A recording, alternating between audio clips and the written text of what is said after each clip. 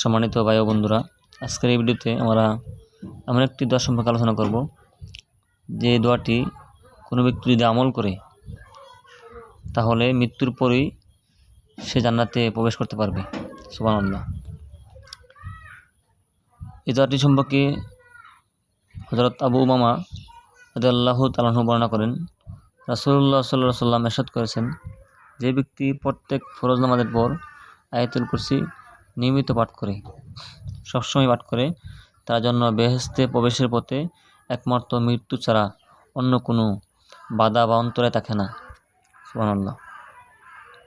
অর্থাৎ মৃত্যুর সাথে সাথে সে বেহেশতের ফলাফল এবং আরামায়েশ উপভোগ করতে শুরু করবে। তাবারানি, মুনতাখব হাদিস, নাসাই, মারিফুল কুরআন। এখানে যে নাসাই যে হাদিসের কিতাবটা, এটা তো সিয়াসিতার উল্লেখযোগ্য একটি কিতাব। এরপরে হযরত হাসান ইবনে আলী রাদিয়াল্লাহু তাআলা আনহু বর্ণনা করেন, রাসূল সাল্লাল্লাহু আলাইহি ওয়াসাল্লাম বলেছেন, যে ব্যক্তি ফরজ নামাজের পর আয়াতুল কুরসি পড়ে সে পরবর্তী নামাজ পর্যন্ত আল্লাহ তাআলার হেফাজতে থাকে।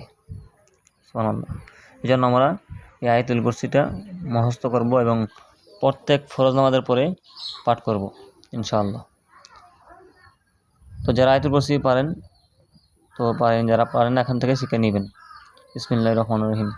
আল্লাহু লা ইলাহা ইল্লা হু আল হাইয়ুল কাইয়্যুম লা তাখুযুহু সিনাতু ওয়া লা নাওম লাহু মা ফিস সামাওয়াতি ওয়া মা ফিল আরদ মান যাল্লাযী ইয়াশফা'ু ইনদাহু ইল্লা বিইযনিহি ইয়া'লামু মা বাইনা আইদিহিম ওয়া মা খালফাহুম ওয়া লা ইউহীতুনা বিশাইইন মিন ইলমিহি ইল্লা বিমা শাআ ওয়াসি'a কুরসিয়্যুহুস সামাওয়াতি ওয়াল আরদ ওয়ালা ইয়াউদুহু হিফযুহুমা হুয়াল আলিয়্যুল আযীম। এখান থেকে শেখা সম্ভব না, আমি একটু তেলাওয়াত করে শোনাইলাম। আপনারা কোরআন শরীফ দেখে দেখে অথবা এখান থেকে ভিডিওটা আটক করে সুস্থিরে এখান থেকে শিখতে পারবেন ইচ্ছা করলে, অথবা আপনি যেখান থেকে ভালো এখান থেকে শিখবেন। কিন্তু আপনি এই যে আয়াতুল কুরসির যে ফজিলতটা বলে দিলাম, আপনারা যেখান থেকে ভালো হয় শিখে নেবেন।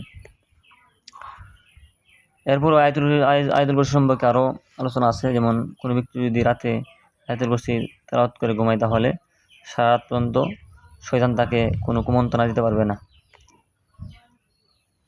কোনো জিন্নাত, কোনো ভূত প্রেত, জাদুটোনা তাকে আক্রমণ করতে পারবে না। এই জন্য আমরা আয়াতুল কুরসিটা মুখস্থ করে আমল করব ইনশাআল্লাহ।